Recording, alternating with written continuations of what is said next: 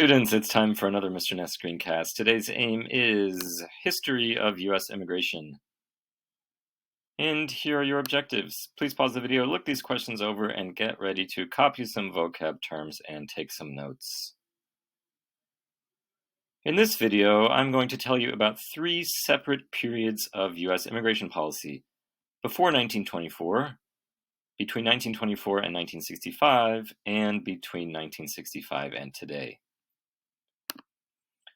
Let's start with before 1924. Before this year, the U.S. had what is called an open immigration policy, and that means that laws encouraged immigration, at least from certain places in the world. In class, you will look at the specific countries that immigrants came from during this period. But for now, know that between the founding of the United States and 1924, it's a long period of over 100 years, the U.S. was a major destination for immigrants, and government policies made it easy for immigrants to come to the U.S.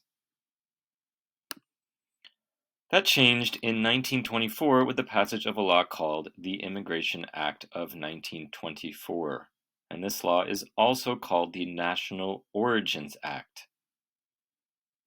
It's called the National Origins Act because it created a quota system based on nationality. A quota is a limit on the number of immigrants that are allowed to come from a certain country.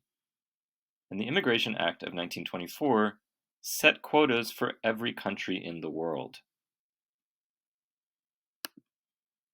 As you can see in this list of the quotas, countries in Northern Europe like Germany or Great Britain got very high quotas, while countries in the rest of Europe got low quotas, and countries in Africa and Asia got extremely small quotas. But England and Germany had fairly low birth rates by the 1920s, and there weren't a huge number of people from those countries who wanted to immigrate to the US. And the result was that immigration to the US declined a lot after 1924. And over the next several decades, there really wasn't a lot of immigration to the US. This changed again in 1965 when President Lyndon Johnson signed the Immigration Act of 1965, also called the Hart-Celler Act.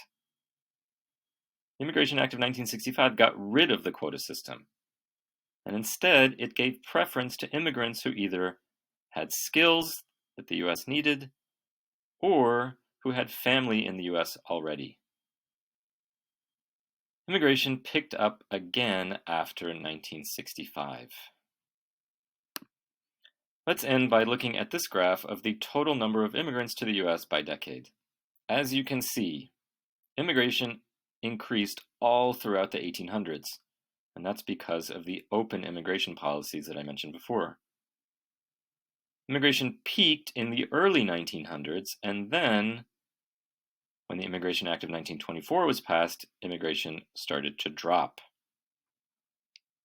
And then in the 1960s, after the passage of the Immigration Act of 1965, you can see that it started to rise again, and it has been rising steeply ever since then. You will look at each of these periods of immigration in more detail in class. All right, that is all for today. Review the objectives, and if you don't know the answer to any of them, rewind the video and look again. See you in class. Bye, students.